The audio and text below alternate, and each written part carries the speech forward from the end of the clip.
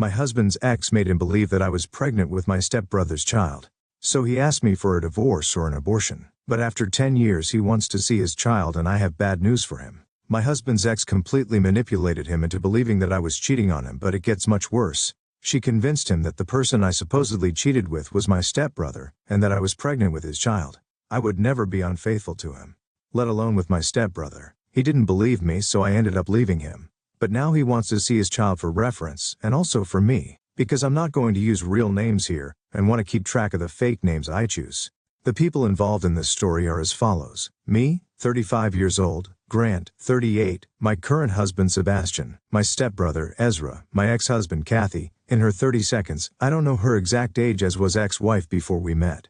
I'll try to keep this as clear as possible. This is a mix of seeking advice with anxiety and venting anger that I don't want to take out on anyone else. So even if you're just here to read about the horrible lives of strangers and aren't going to leave any advice, feel free to read. I hope I can do justice to summarize in one of the worst times of my life before I get too sidetracked with background information. Here's a summary of the current situation. I just found out that my ex-husband has been asking about me after almost a decade of silence because he wants to see me and my child. It might not seem like a big deal when written in one sentence, but I hope as you continue reading, you'll understand why this news has caused such an emotional upheaval. When I was 24 years old, my best friend and I moved across the country to a new city and a new state to start our adult lives. 6 months later, she was offered her dream job in our hometown, and I encouraged her to take it. Unfortunately, that meant I was left alone in a new city and a new state. 2 weeks after she left, I met Ezra. I was alone without friends and stressed from my new job. He had just broken up with his high school girlfriend, and all of that combined to form a very intense relationship.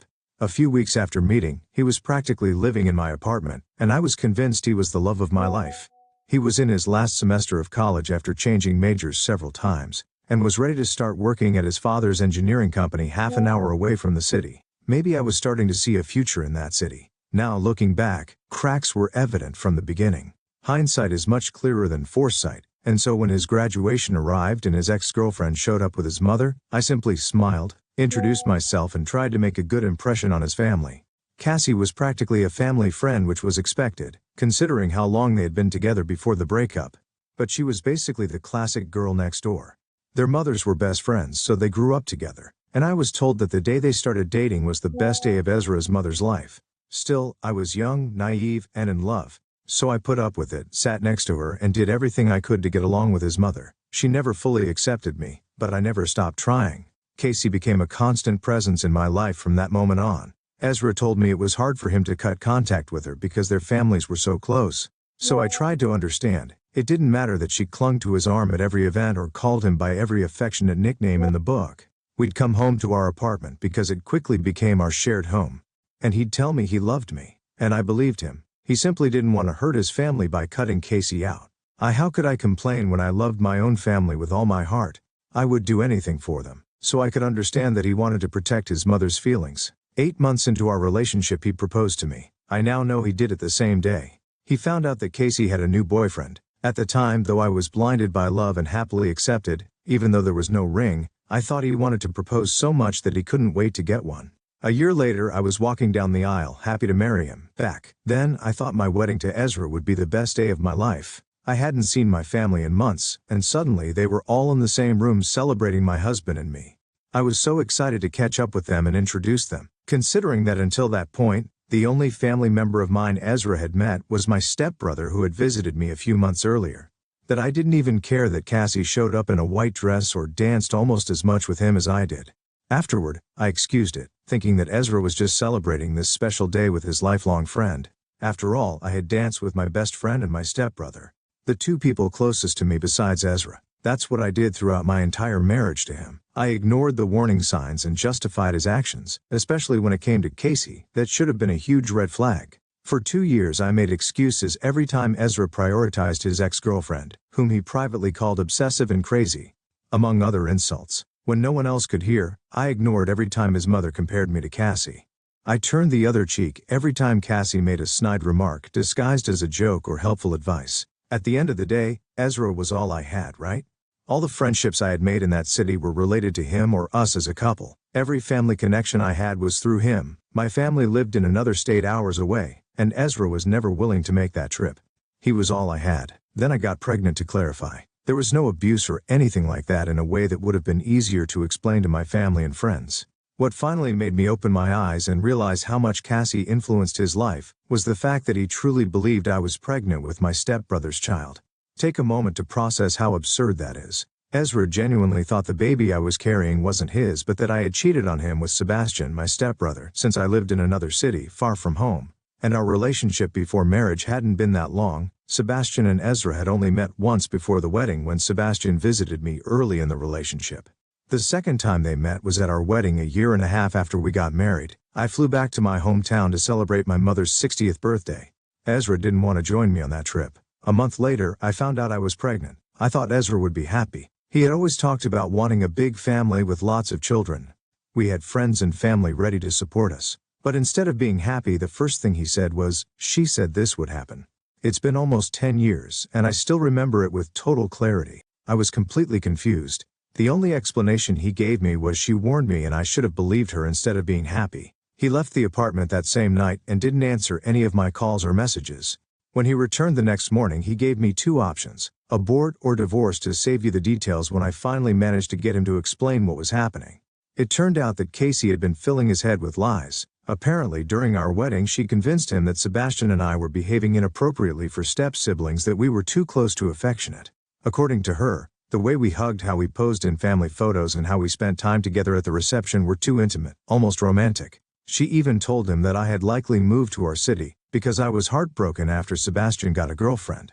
After our wedding, Casey spent months filling his head with lies about Sebastian and me. All she had were small fragments of our relationship that she saw on social media. Since Sebastian lived in another state, that didn't stop her. Then when I traveled alone to see him and came back pregnant, that was all she needed to convince Ezra I was cheating. Naturally, I denied everything. None of the accusations Ezra believed, because of Casey, were true. Sebastian was practically like a twin brother to me. The accusation was not only absurd, but deeply offensive. But Ezra didn't care. He didn't care when I offered to take a paternity test. He didn't care when I showed him the medical reports indicating that I was already pregnant before I traveled. He didn't even care when I broke down in front of him, begging him to come to his senses. It was a tough blow, but I couldn't ignore it. I packed my bags, requested a transfer at work, and went back home to my real family. All things considered, the divorce was relatively simple, as his mother had insisted on signing a prenuptial agreement, and the lack of shared assets made the process quick. Ezra also refused any paternity test and thus signed a document relinquishing any rights to our unborn child. I hadn't heard from him since then. Now I find out he's looking for me and our son. My concerns are as follows. My current husband, Grant, knows very little about Ezra or how my previous relationship ended. He knows I was married and that it didn't end well, but it's only a matter of time before Ezra finds a way to contact me. What am I supposed to do when that happens? Maybe it's not as bad as I'm imagining, and if that's the case, don't hesitate to tell me, but I'm starting to panic a little. This is a chapter of my life I thought was completely closed, and I don't want to reopen it. Date 1. With the intention of not attracting more attention than I already have, I'll try to be even more vague with the details of this situation of all the people involved. Maybe the word stalker is an exaggeration given what has happened so far, which I admit hasn't been much. 2 days after an old friend warned me that my ex-husband was trying to contact me, I received follow requests on all my social media accounts. Although he hasn't sent me any messages yet, because I haven't accepted any requests, I fear it won't be long before they start arriving. He's even been viewing my LinkedIn profile, which I can see because the platform shows who visited your profile. It's clear that he deliberately searched for me. I mustered up the strength and talked to my husband Grant about everything I mentioned in my previous post. I told him the whole story about my relationship with Ezra, about Casey, about everything I endured from him and his family. Finally, about his reaction to my pregnancy. Fortunately, the man I'm married to today is 1,000 times better than my ex. He was understanding, attentive, and gave me all his support as I recounted this never-ending story. When I finished, he was more concerned about finding a way to comfort me than about the fact that I had never told him this before. Just at that moment, the follow requests intensified. We talked about what to do and decided to block all his accounts on every platform where he found me, which was basically all the ones I have. He had been stalking every corner of my online life. Luckily, all my accounts are private. I thought blocking him would give me some peace of mind, but then the messages started coming. He created fake accounts to send me private messages on almost every platform. In them, he said he had made a mistake, that he wanted to see me and meet his son. All the messages were different, but they ultimately said the same thing. He wasn't going to stop contacting me until I let him see his son. He insisted that the child deserved to know his real father, and that having a biological father was better than having a stepfather. He claimed that I couldn't understand it, because according to him, I had always thought that relationships with in-laws were the same as blood relations. The more I ignored him, the longer his messages became, insisting that he had the right to see his son. He wrote that he would keep creating new accounts, and that I couldn't block him forever. I have no doubt that he will continue trying to contact me. I just hope that sending longer messages is the only way he escalates this situation. Grant has assured me that we are completely safe, and that Ezra won't do anything really dangerous, but I have a bad feeling about all of this day too. He showed up at my mom's house. My ex-husband, whom I hadn't seen in nearly 10 years, showed up at my mom's door because I wasn't responding to his messages. I visit my mom every Saturday without fail unless something important comes up. I always take my son with me, but since Friday night he had slept over at a friend's house. This time I went alone in the morning. I didn't notice the car parked across the street or the man sitting in the driver's seat, at least not until I parked in the driveway and got out of the car.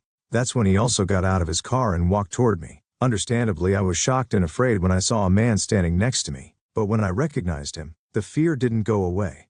He was outside my mom's house, a place he never visited during our marriage, a place he never bothered to go. His response: "What are you doing here?" It was the same as in his messages. He wanted to see his son. He attracted me across the country, apparently finding the address through shipping records when I moved, just because he wanted to see his son. The same child he once believed wasn't his. I don't know if I was stupid or brave, but in that moment, fear left me and I was overcome with rage. I didn't care that he had found my mother's address.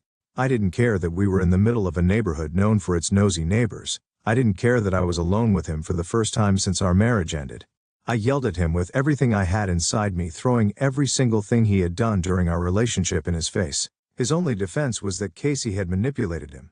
He told me he was hurt and vulnerable and believed his lifelong friend. Apparently this all started when Casey almost got married a few months ago, and finally confessed to him that she had been lying the entire time. The moment Ezra found out I had been pregnant with his child, he started looking for me. Thankfully, none of our mutual friends gave him my number, so he resorted to finding me online. When I blocked him everywhere, he had no choice but to find me in person. He said he was desperate to see his child. I had bad news for him. He didn't have a child. The stress of his accusations, the divorce, and moving across the country piled up just a few months after we separated. I lost the baby. The child he had given up on never came to be. Ezra didn't have a child. My son, Spencer, is grandson, my stepson, whom I adopted as my own. He has the same red hair as me and a personality just as intense. Because Ezra was right about one thing for me. Relationships with in-laws are just as valuable as blood relations. I have a child, but Ezra doesn't. By that point, I'd been yelling so loudly and for so long that my mother and stepfather came out of the house along with several curious neighbors. I don't know if it was the audience or the shock, but when my stepfather told Ezra it was best for him to leave, he left without arguing. Maybe I should have told him all of this from the beginning, instead of blocking him and ignoring his messages, but how could I have known he would show up here? I just hope that now that he knows the truth, he'll return to his life far away from me and my family. Day 3. Logically, I should have realized that it wouldn't be that easy to get rid of Ezra, not after he followed me across the country desperate to see a child who doesn't exist. To be honest, when I called him a stalker in the earlier updates, part of me was joking, trying to feel better about his sudden reappearance in my life. He had followed my every move on social media where I had an account, but there's a big difference between being a passive observer and becoming an active stalker. Again, apparently Ezra was more than willing to make that leap. I don't know why I thought he'd believe me when I told him Spencer wasn't his son. To be clear, he isn't. Spencer doesn't even have a biological connection to me beyond my marriage to his father and my adoption of him. We don't share blood. The coincidence that we both have the same red hair was something Grant and I called destiny when I decided to adopt Spencer as my own. However, expecting Ezra to believe me, when the main reason for our divorce was precisely that he refused to believe me, was foolish on my part. Honestly, I don't know exactly what I expected from him. Maybe I thought he would simply accept what I told him and disappear forever, and that I'd never have to see him again. After that day at my mother's house, I started noticing his car everywhere. At first I thought it was parked near my street, but it was only for a moment, so I assumed I was being paranoid. The second time I thought I saw his car, I mentioned it to Grant. From then on we both started being more vigilant, and sure enough his car kept appearing. Every time we noticed it, he would speed off before we could do anything. 2 weeks of that was enough for us to go to the police. We had taken some photos of his car in different places, mostly near my mother's house and ours. I thought surely the police would take seriously the fact that we were being watched and followed by my ex-husband, who was convinced that my child was his. Surely they would take some action. Apparently no. Although what we presented might seem suspicious, the police told us they couldn't arrest someone just for being near us. We had no proof that he intended to harm us, and he hadn't done anything directly against us. We're on our own in all of this. Update 4. I'm happy to report that my ex-husband will no longer be a problem for me or my family. After doing everything we could to convince the police to take preventive action without success, we finally managed to present the necessary evidence for him to be arrested. As I mentioned in my previous update, Ezra had been lingering around Spencer School. The conclusion was clear. He wanted to take the child he believed was his no matter what I wanted. Obviously neither Grant nor I were going to let that happen. Fortunately, our neighbor, who was a teacher at Spencer School, shared our concern. It was thanks to her that we managed to stay ahead of things. We knew that eventually Ezra was going to try something. We just had to wait. In the meantime, we informed the school staff about what was happening. We made it clear to everyone in the office that Spencer wasn't to leave the school with anyone, except our neighbor Grant or me. A few days later, it happened. In the middle of the day, Ezra walked into the school office saying he was there to pick up Spencer on my behalf because there had been an emergency with his grandmother. He even mentioned my mother's name, probably thinking that would make him more believable. When the staff told him they would have to call me before releasing Spencer to him, he insisted that I was busy with the emergency and couldn't be disturbed. When he couldn't convince them, he pretended he would call me himself and left the building with that excuse. He never called. Instead, he sat in his car outside the school waiting. However, the school called me immediately to inform me of everything that had happened. Just as we had planned, they also recorded the entire interaction on video. At the end of the school day, they released the students as usual, but they kept Spencer in his classroom with my neighbor.